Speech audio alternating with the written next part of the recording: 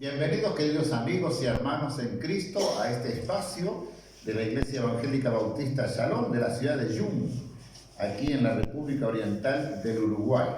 Estamos en este culto, hoy domingo 16 de agosto de 2020, y queremos invitarles a acompañarnos en estos minutos, y si usted no se ha suscrito, puede suscribirse para recibir las notificaciones. Pulse la campanita y usted podrá recibir todo lo que se va a subir en nuestro canal, suele subirse en nuestro canal. Así que le damos la muy bienvenida a este espacio y deseamos que Dios le bendiga grandemente. También le ofrecemos la posibilidad de escribirnos, contactarse con nosotros. Si tiene motivos de oración o de gratitud, también será muy bienvenido. Muy bien, vamos entonces a por la palabra de Dios. Estábamos recién, hace unos momentos, viendo este video donde se mostraba acerca de la persona de Jesús. Lo impresionante de toda esta descripción de la persona de Jesús, la pregunta, ¿pero tú lo conoces? Este es el tema. Si tú realmente conoces a Jesucristo. Eso es lo más impresionante y lo más importante. ¿Cuál es el Jesús que tú amas, que crees y que sirves?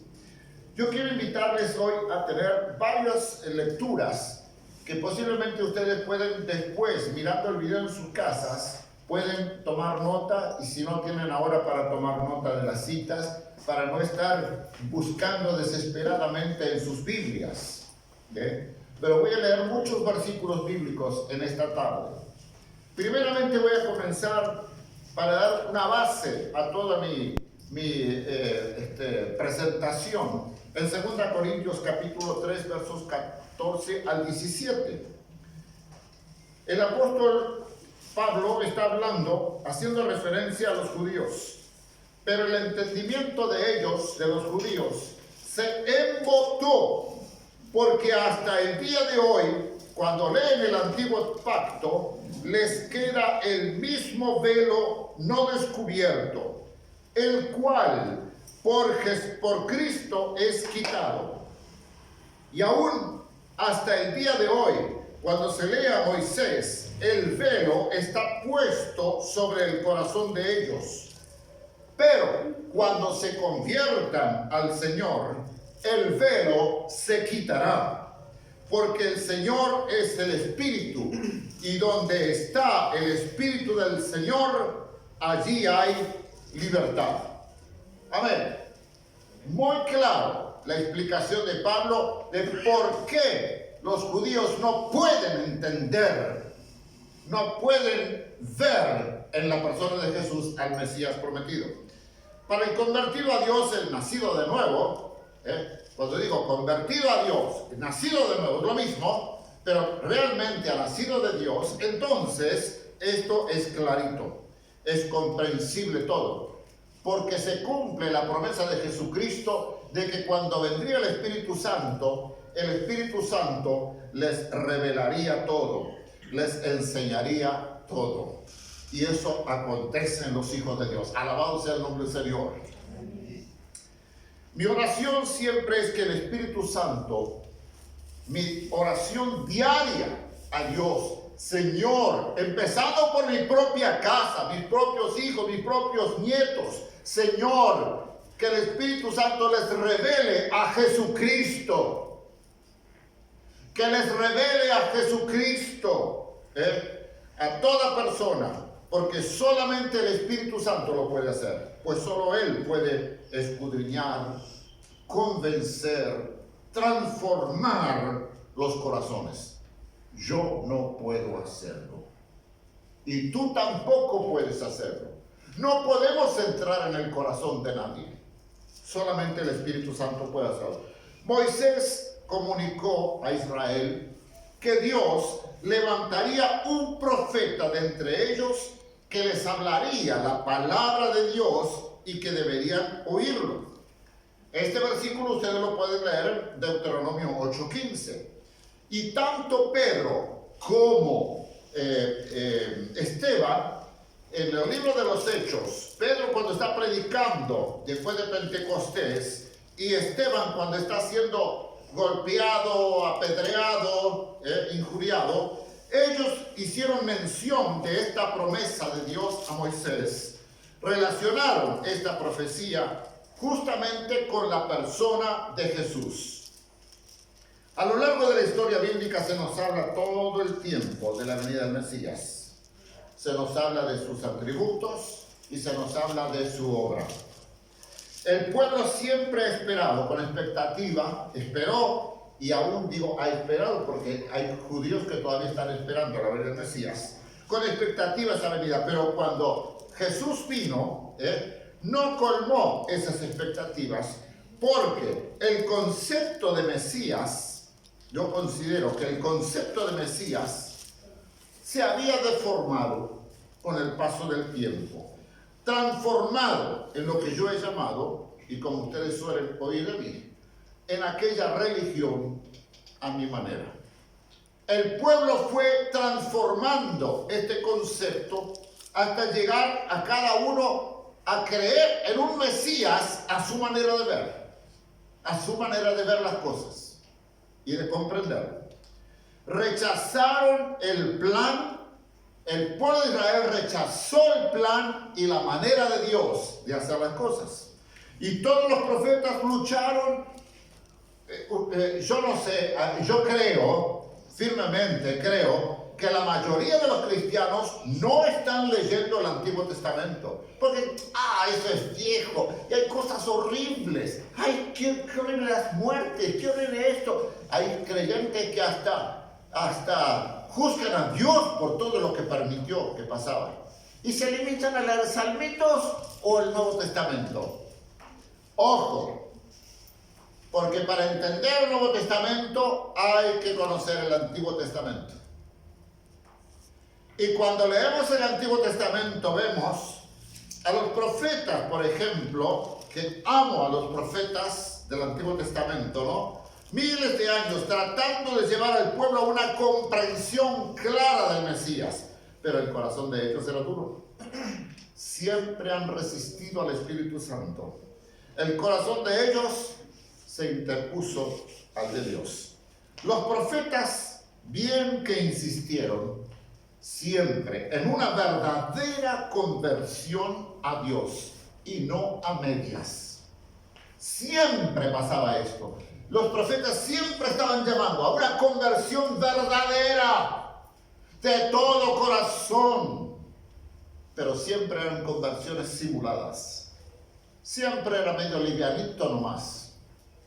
Lamentablemente, el pueblo siempre quiso un Dios para lo que ellos querían, pero no para los aspectos personales, internos, del corazón. No querían nada que tocara su punto de vista moral, su óptica de la santidad. Siempre eso, no, como que Dios no se meta en esas partes íntimas de mi vida.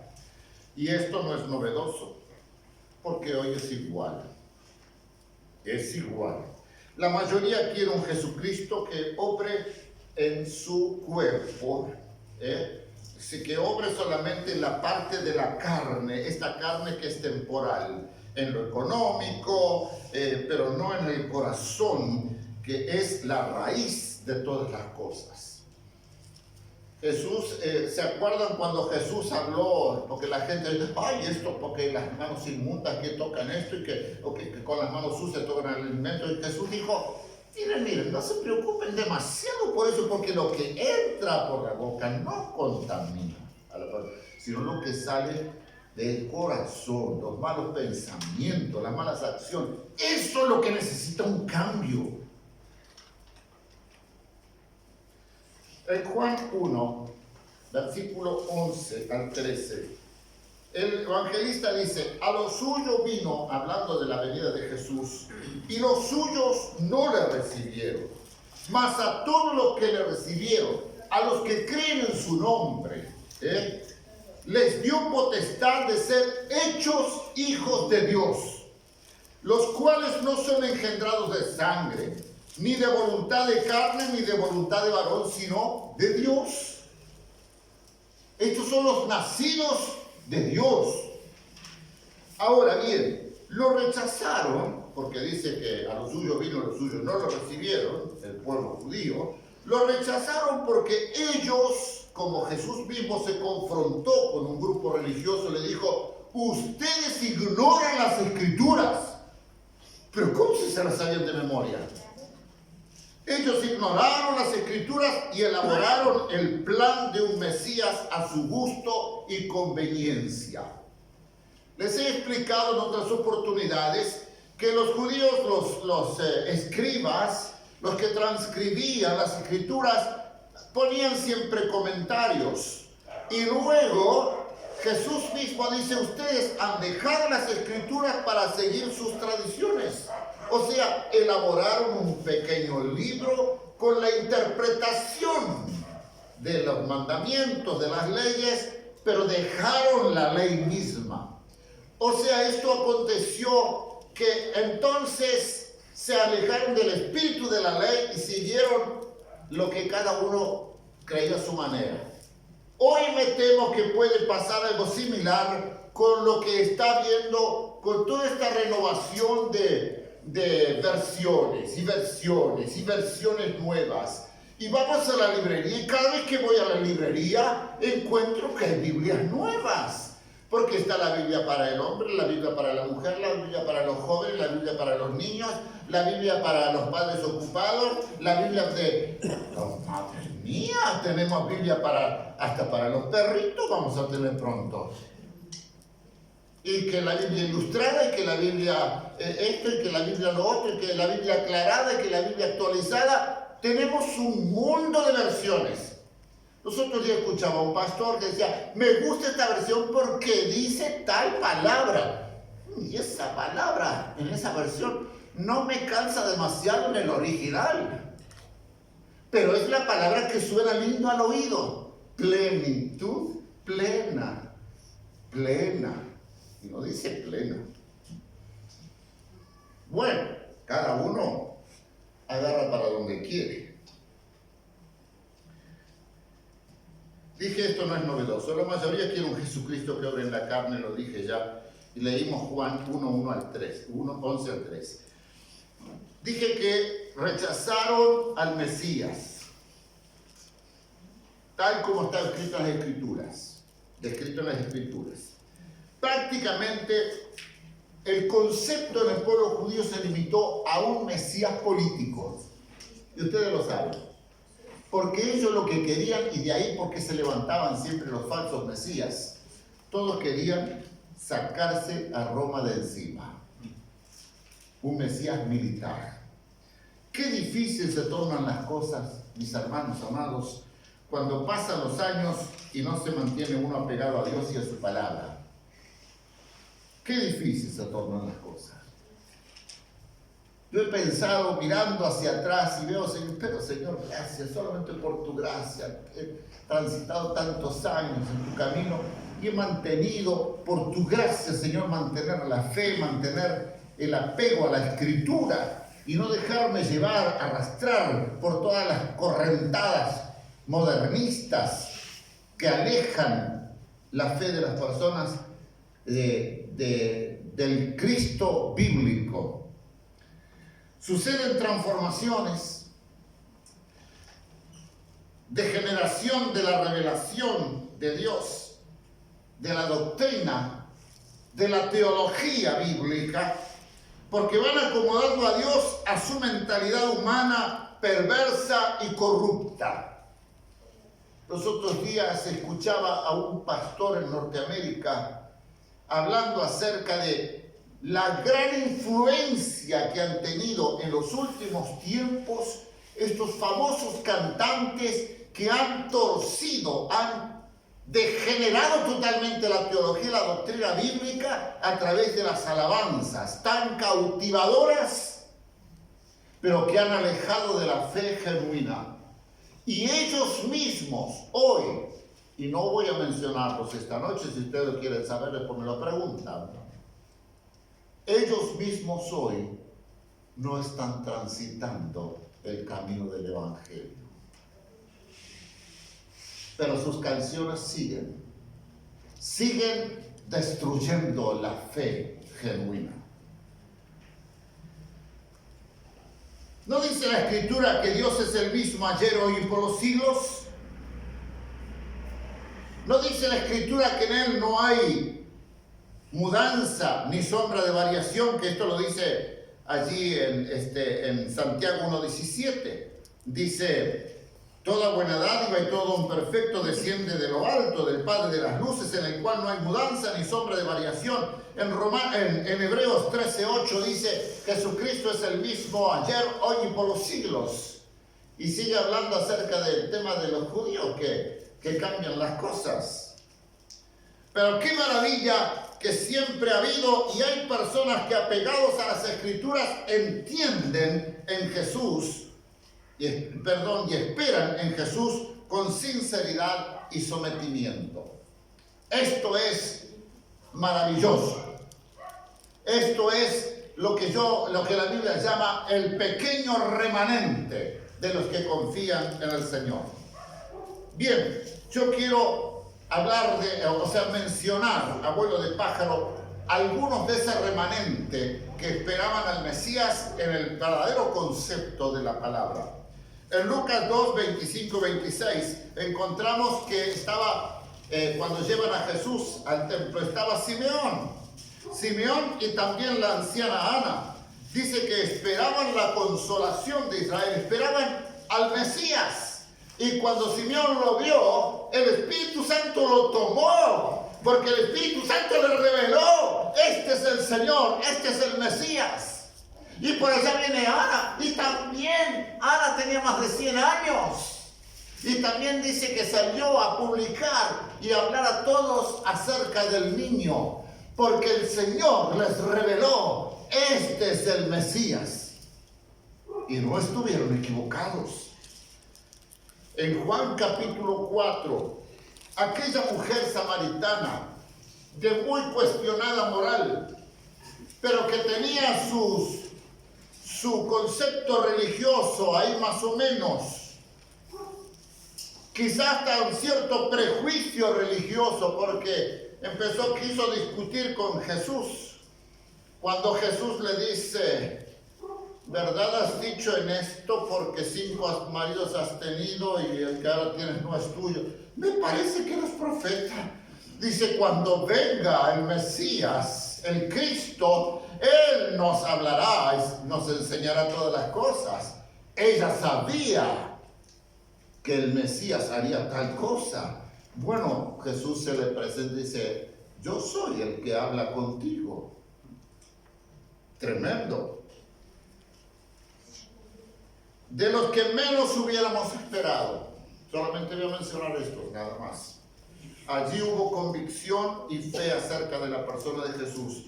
Y mayormente aquellos que no necesariamente eran religiosos, como vimos hace unos días, hablando acerca de personas que no eran religiosas, sin embargo tuvieron un encuentro con Jesucristo traumático, maravilloso, real. Bien, veamos algunas ópticas acerca del Mesías Jesús. Y yo estaba pensando, primero, la noche que nació Jesús, los ángeles se revelaron y les revelaron a los pastores en los campos de Judea de Belén el nacimiento de Jesús, el Salvador del mundo. Allá lejos al oriente, el Señor reveló a los magos del oriente, que vinieron hacia Jerusalén primeramente, esperando encontrar rey de los judíos en la capital, pero no. La Escritura dice que en Belén iba a nacer, y allá fueron, y cuando lo vieron, le adoraron y le presentaron sus presentes proféticos: oro, incienso y mirra. Tenemos a Herodes. Quiérase o no, Herodes reconoció que estaban esperando al Mesías, al Cristo prometido de Dios. Averigua dónde nació, pues yo también voy a ir a adorarlo. Mentira. Pero sabía que el pueblo estaba esperando al Cristo. Jesús mismo lo declaró allí en la sinagoga de Nazaret y casi le costó la vida. ¿Se acuerdan cuando abre en la escritura, el rollo de la escritura, cuando dice el Espíritu del Señor está sobre mí por cuanto me ungió para esto, esto, esto y esto? Hoy se ha cumplido la escritura delante de vosotros. ¿Para qué? Lo quisieron despeñar por la barranca, pero Jesús salió de allí. Juan el Bautista, cuando Jesús fue para bautizar, pasaba por ahí cerca, en más de una oportunidad dijo: he aquí el Cordero de Dios que quita el pecado del mundo. Tenía claro lo que era el Mesías. No era: he aquí el que va a sacar a Roma de acá. No era el que va a sacar a Roma de acá. Es el que quita el pecado del mundo.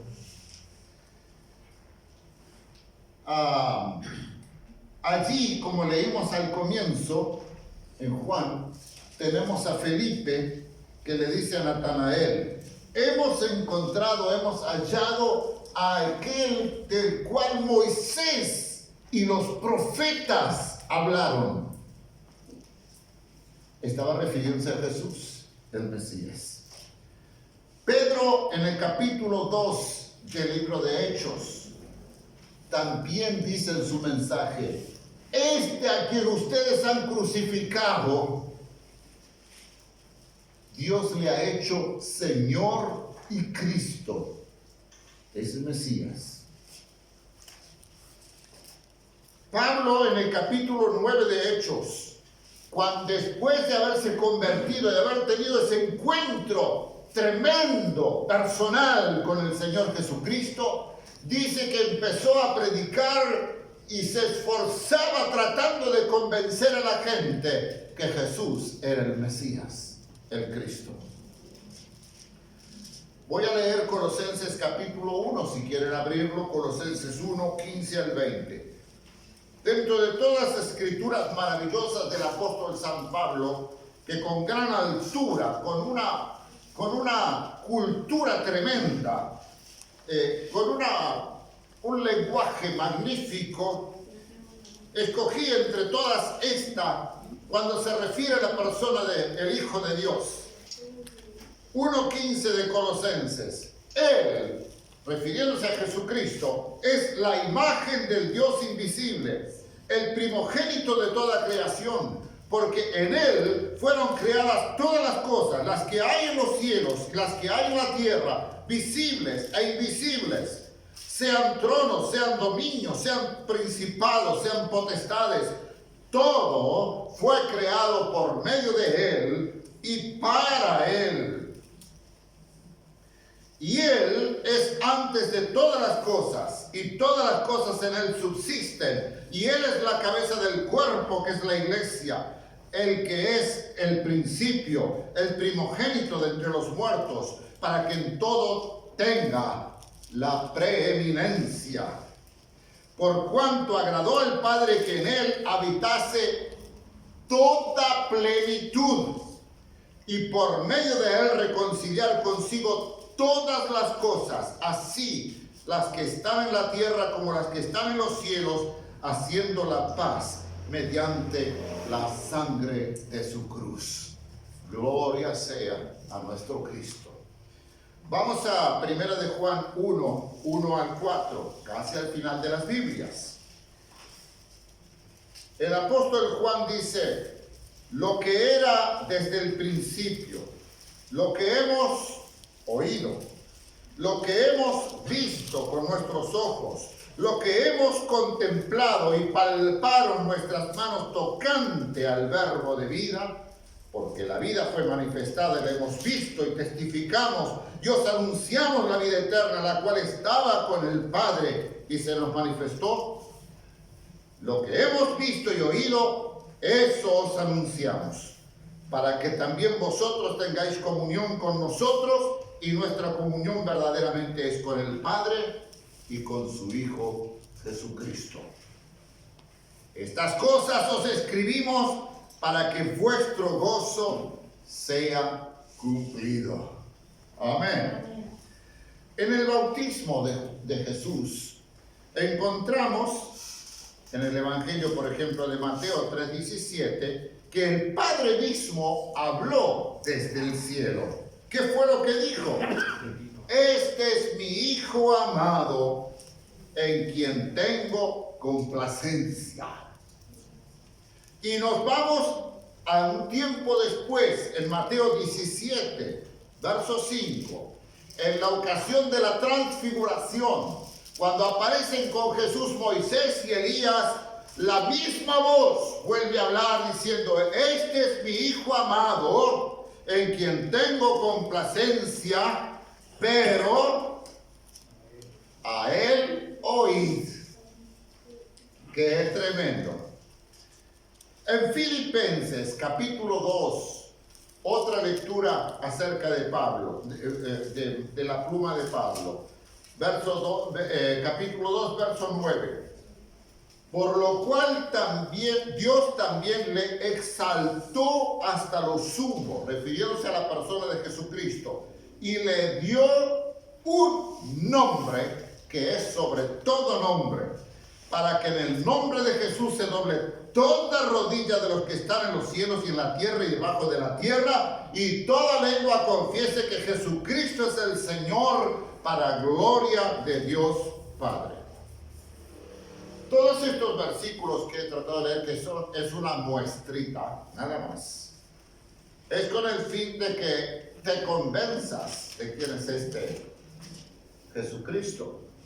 Ahora bien, si a la luz de las Escrituras y de una muestra muy ínfima, vemos que el Jesús que debemos amar, adorar y servir. Ahora, pregunto, ¿es este el Jesucristo que se predica y que se sirve hoy día? Esta es mi preocupación. ¿Es este el Jesús que describe la Biblia? Me temo que al igual que Israel en el Sinaí, como vimos el domingo pasado, adorando dioses ajenos y proclamando fiesta para Jehová, vimos esta contradicción. ¿Y es que acaso no puede suceder lo mismo hoy con la persona de Jesucristo? Hacemos las cosas a nuestra manera, pero decimos es para Jesús. ¿Es fiesta para Jesús? Porque se llega a usar hasta pasaje bíblico para decir que ahora estamos de fiesta con Jesús. Entonces siempre es algarabía y fiesta. Me temo que pasa igual que Israel. Es muy evidente y totalmente convincente la palabra de los apóstoles y de los demás creyentes y la obra magnífica y evidente en las personas que han nacido de nuevo. Se puede realmente apreciar cuando una persona, por su manera de hablar, de pensar y de actuar, una persona es nacida de nuevo. Y cuando aquella persona no es nacida de nuevo.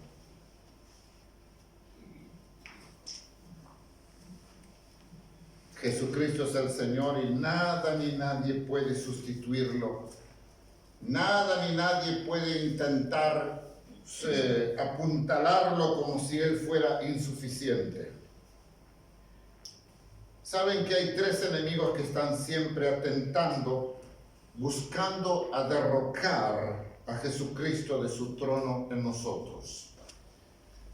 Vimos el otro día que la persona que quiere ser discípulo de Jesús debe negarse a sí mismo. O sea, bajarse de su trono y permitir que Jesús ocupe el trono. Pero dijimos que no existe tal cosa como correte un poquito Jesús y me siento con vos. No es así.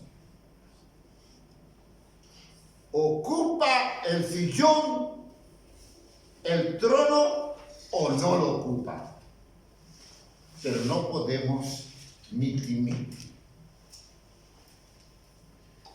Dijimos tres enemigos que están siempre atentando, buscando derrocar a Jesucristo del trono. Primeramente, la carne. La carne es un gran enemigo. Nuestra carnalidad.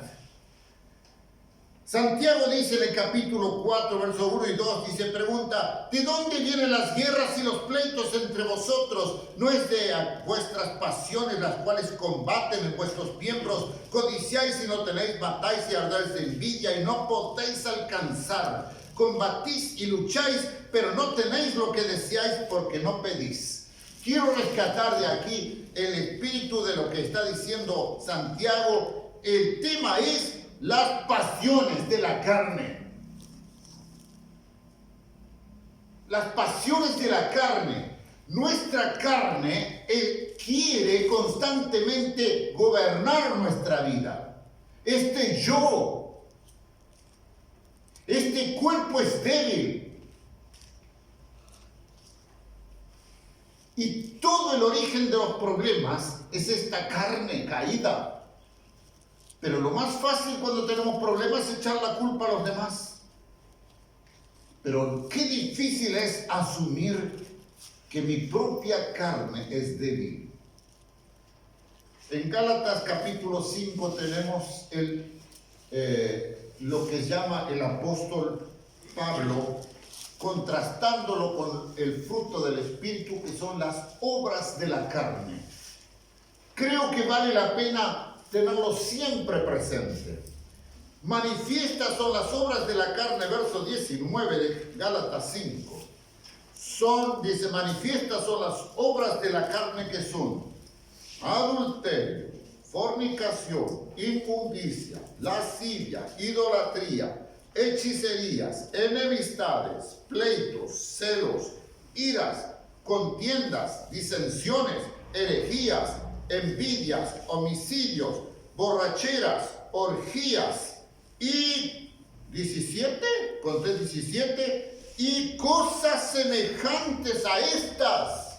O sea que la lista es interminable, acerca de las cuales os amonesto, como ya os lo he dicho antes, que los que practican tales cosas no heredarán el reino de Dios.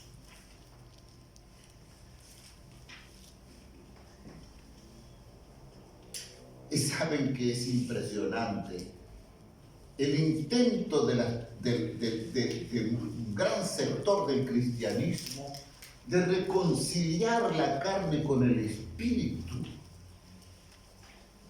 Y no importa lo que hago con mi carne. Saben que esto es muy viejo, esta idea. En el tiempo de los apóstoles ya existía esta corriente filosófica. No importa lo que yo haga con mi carne, porque la carne va a quedar acá, pero mi espíritu va con Dios. Nosotros ya veíamos un programa de una pareja de mayores, de quien quiere ser millonario, que hacen preguntas. Y en la Argentina una pareja, ella ya pisando los 80 y él un poco más quizá, pero hace 9 años que estaban viviendo juntos, se conocieron en la iglesia. Y bueno, se conocieron en la iglesia y ella pastelera, quizá alguno de ustedes lo vio. Y entonces empecé a enseñar a hacer pasteles a los hermanos de la iglesia, porque hacer pasteles, vender pasteles, tenés futuro en cualquier lado, en cualquier parte del mundo, decía, ¿no?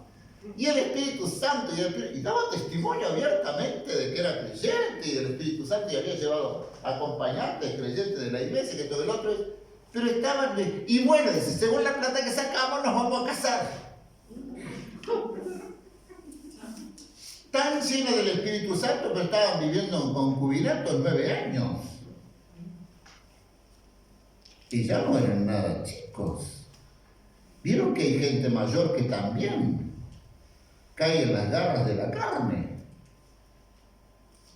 Entonces el intento del hombre, nuestro enemigo, el enemigo de Jesucristo es la carne.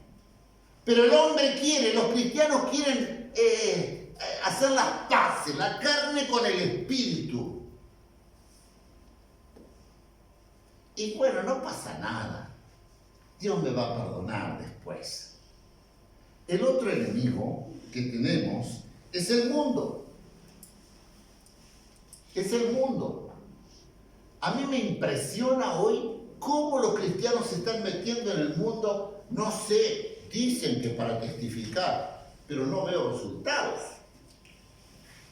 Una vez le pregunté a alguien de la familia, escúchame una cosa, ¿y les ha dado resultado eso de meterse en el fútbol así? ¿A cuántos han ganado?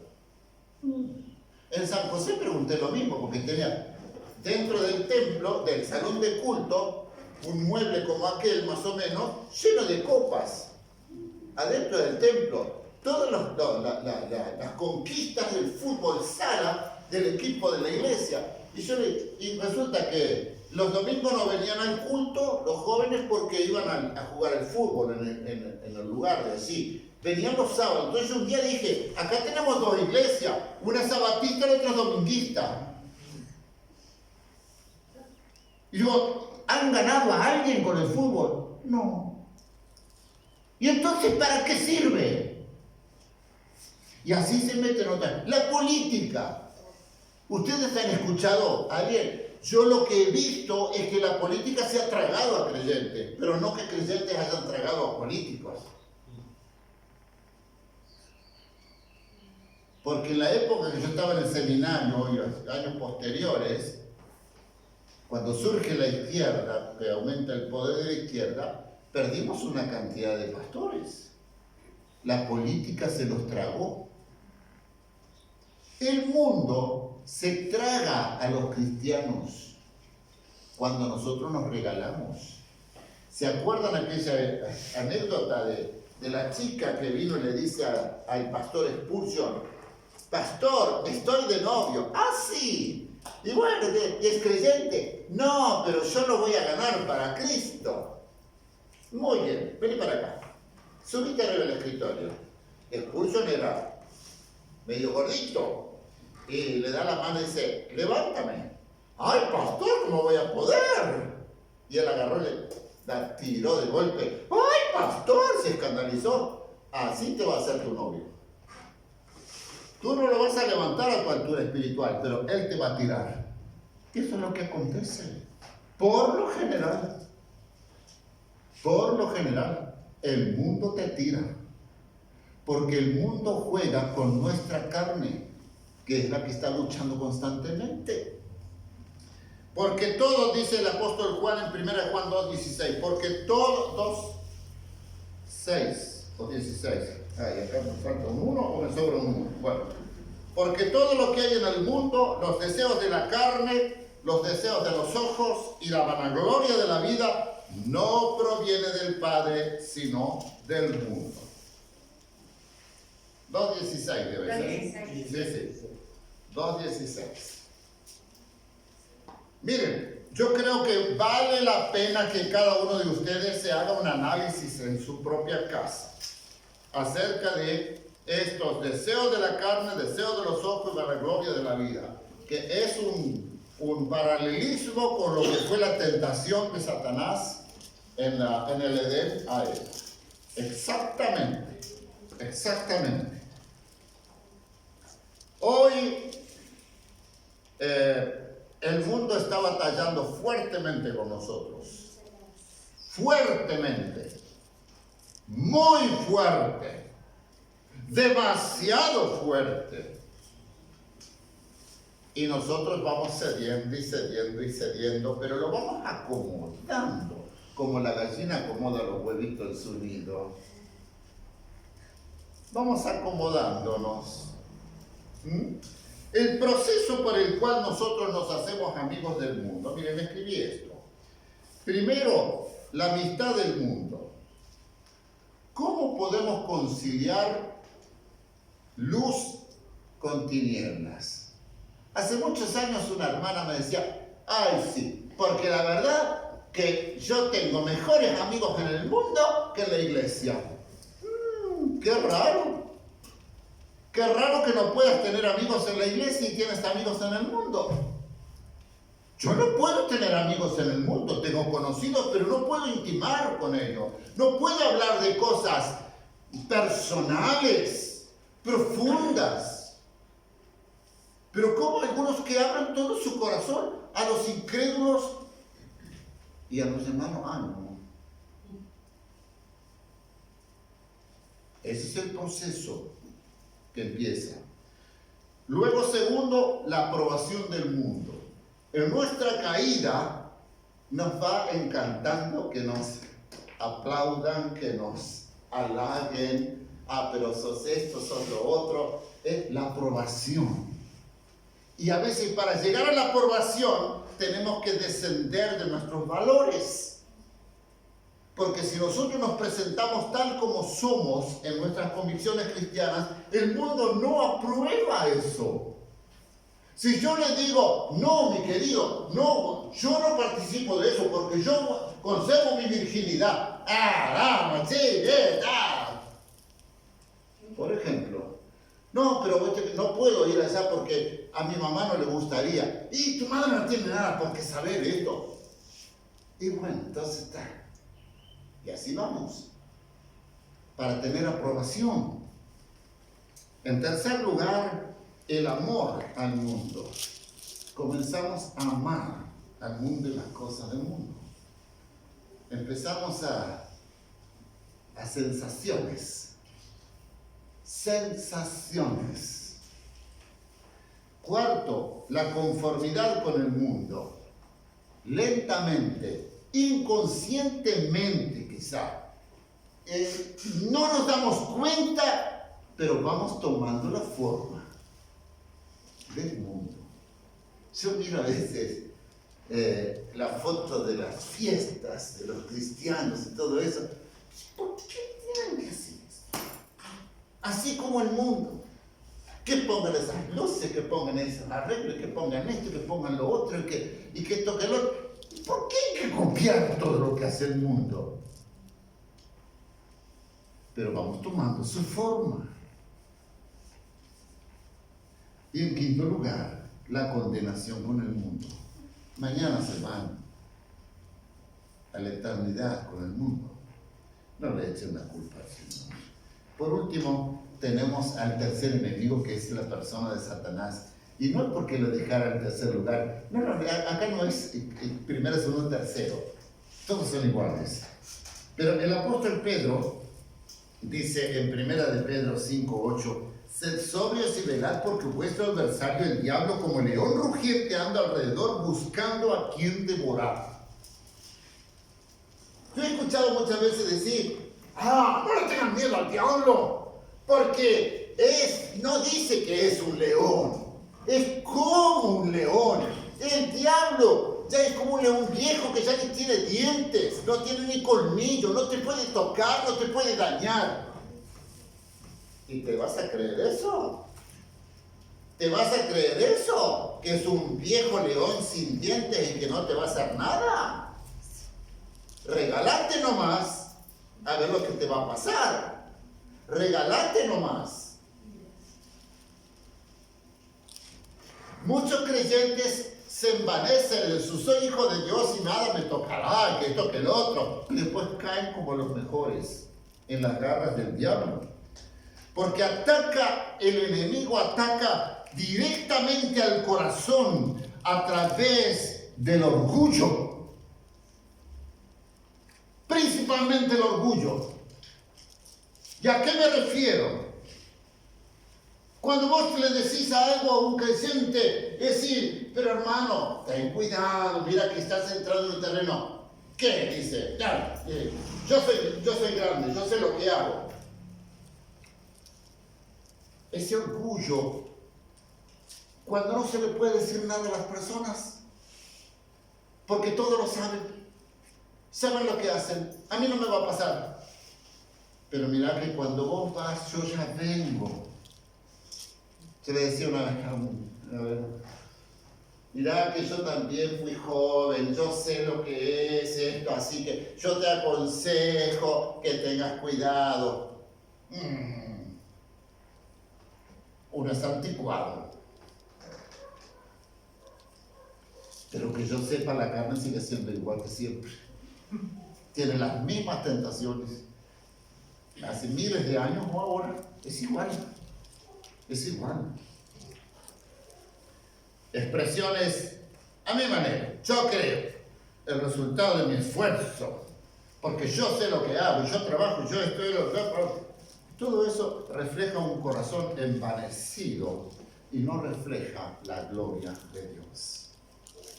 Ahora, Spurgeon, yo lo publiqué esta semana, me encantó esta frase. Spurgeon dijo: discernimiento es la capacidad de distinguir la verdad de la casi verdad. Y quise terminar este mensaje con esta frase: que la verdad, el discernimiento es la capacidad de distinguir la verdad de la casi verdad. Y esto es lo que enreda la cabecita de mucha gente. Por eso yo considero que les he compartido en alguna oportunidad, rapidito, el primer día de clase del seminario, el 12 de marzo de 1969, la primera clase se llamaba orientación. Pensamos, bueno, será cómo se va a manejar acá el tema de la convivencia y todo lo otro. No, dice, vamos a hacer así, simplemente una hoja en el pizarrón, porque vamos a hacer un tema, era como hacer una tesis, ¿no? Todo el título, todas las indicaciones, los márgenes, los espacios, toda la bibliografía, todo. Todo como escribir un tema, un libro. Bueno, muy bien, escuchamos todo eso. ¿Y qué tenemos que hacer? El tema sobre el cual ustedes van a tener que desarrollar una tesis, el primer día de clase, la honestidad. Quedamos, pero en el transcurso del tiempo vos te vas dando cuenta qué importancia tiene el tema de la honestidad en la base de tu vida. La honestidad. Pero la otra cosa que con el transcurso de los años, y ahora se me fue, ¿cuál era la otra enseñanza? Me vino esta primero. El discernimiento, ahí está. Discernimiento de la verdad, de la casi verdad. La mayoría de los exámenes que teníamos, de las pruebas de rutina en las materias, era falso o verdad. Y a ustedes les parecerá mentira, pero ese sistema de pruebas, de exámenes, es infalible. Nos va a sacar mejores de lo que pensamos. Porque toda una frase está clarito, es verdad. Y la última palabra, bueno, la última palabra, pero esa última palabra la enchastró toda. Esas medias verdades, o eso que parece verdad, por esa palabra no es verdad. Es falso. Y hoy tenemos un gran problema de la falta de discernimiento. Suena todo muy lindo. El poco análisis del lenguaje, de la comunicación, hace que nosotros seamos títeres en las manos de este mundo. Títeres en las manos de pastores explotadores, títeres de los gobiernos, porque nosotros no sabemos distinguir la verdad de la media verdad, no de la mentira necesariamente, de las medias verdades. Quiero terminar diciéndote, asegúrate de caminar, de andar en la verdad. Como decía el apóstol Juan. Sé que mis hijos, hablando en su segunda epístola, andan en la verdad. No hay cosa más hermosa que andar en la verdad. En la verdad del Jesucristo de la Biblia. No el Jesucristo elaborado, fabricado por una sociedad pagana. Como decíamos el domingo, el musulmán le dijo a Mike, yo amo a Jesús. Sí, pero no es el Jesús de la Biblia, le dijo Mike igual. El mormón ama a Jesucristo, pero no es el Jesucristo de la Biblia. El testigo de Jehová dice Jesucristo, pero no es el Jesucristo de la Biblia. Porque se han elaborado otro Jesucristo. Ni aún el Jesucristo de la Iglesia Católica. Porque es hijo de María y María es la madre de Dios. María es la madre de Jesús, pero no de Cristo. Cristo es el Hijo eterno de Dios. Jesús es el que se hizo hombre. No es madre de Dios. Así podríamos seguir. Adoremos al Cristo bíblico. ¿Lo conoces? Dios y Padre nuestro que estás en los cielos, alabamos tu grande y poderoso nombre. Bendecimos a todos cuantos están escuchando, Señor, tu palabra, a lo largo y ancho de este mundo. Que tu evangelio sea proclamado en verdad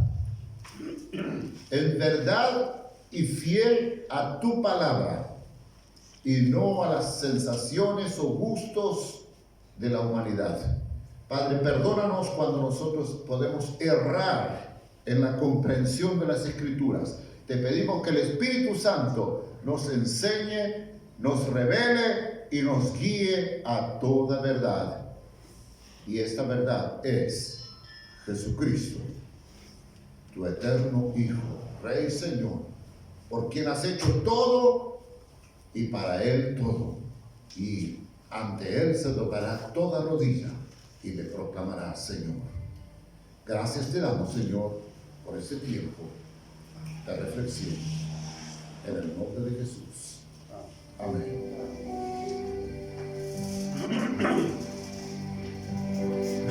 Tus ojos revelan que yo